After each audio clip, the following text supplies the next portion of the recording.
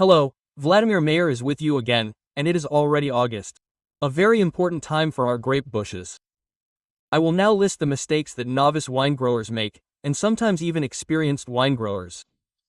So, the first mistake is the use of fertilizers that contain a large amount of nitrogen. No ammonium nitrate, no urea at all can be used now.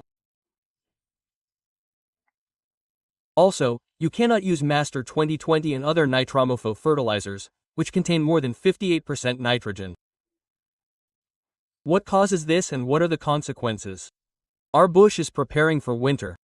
Now it needs to accumulate nutrients plastics with the help of phosphorus, potassium and microelements. It also needs to pull out the harvest. Some have a good harvest, some, like me, have a couple of bunches. And for this, it needs an intake of not nitrogen, well, nitrogen should be there 3 to 5%, but phosphorus, potassium, magnesium, boron, zinc, microelements. At the same time, the introduction of excess nitrogen causes the bush to grow. Simply, nitrogen is a building material. A building material for shoot growth. That is, intensive growth begins, the number of side shoots doubles, the vine becomes more susceptible to mildew, adium. Therefore, guys, nitrogen is now practically prohibited from 3 to 5% depending on, well, maybe up to 8% maximum of fertilizer. Second, excessive watering. So we start to flood. This, in turn, also causes intensive growth and does not help our bushes prepare for winter. Therefore, we give moderate watering. For what? So that our berries grow and to prevent the berries from spreading in case of sudden precipitation. Even those hybrid varieties that are not prone to cracking, they are capable of cracking during prolonged drought and sudden large amounts of precipitation.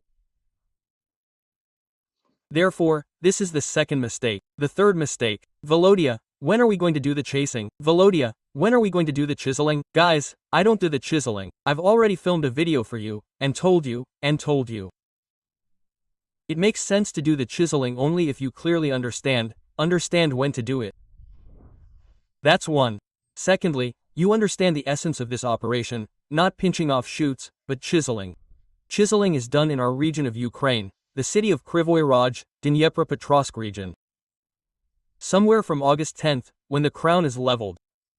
You see, the crown is leveled. That's when we do the chiseling. And we only chisel the part where the leaves have not formed, and they do not yet give nutrition to our bush. So, roughly speaking, we chisel this soft part. I don't chisel, I don't do this exercise. Well, that's my, how can I say, opinion about chiseling. If you start to do chikonka when your bushes are growing intensively, your crown is also bent, roughly speaking, well, my crowns have already straightened out, your crown is bent, there is intensive growth, and you start to chisel. But in addition to the fact that you start chisel, you also start to remove side shoots, and all at the very top of the shoot, and at the bottom, and in the middle. That is, even the side shoots that you had, pinched at one source, you start to remove them, because you think, let's remove the thickening, there will be fewer diseases. In principle, this is correct, but removing side shoots and the growth point during growth leads to the opening of the buds. That's it, the buds will open, both upper and lower, and you will be left without a harvest next year. And the bush will spend a lot of energy that it should have laid down for the winter. And, accordingly, it will go into winter so weakened that God grant that it survives the winter. These are the three main mistakes that we make as wine growers. And we need to know about them, we need to remember these mistakes and not repeat them. Another banal mistake. Well, of course, few wine growers are guilty of it. It is not to treat their bushes from diseases. They waited until the harvest, collected the harvest and forgot about their bushes. And at this time, adium slowly creeps up first on the leaf, then along the vine it creeps up to your buds, completely eating the surface of our shoots. And our bushes go into winter so affected by adium that they do not survive the winter. And if they survive the winter, then the buds die, and in the spring you get a bush that simply drives the vine without a single berry. Therefore, no one has cancelled preventive treatments. Yes, now is the ripening period, so we switch to drugs. I will list there now: iodicide, potassium monophosphate from mildew, adicide adium and mildew. Then we take preparations that have a minimum period of action.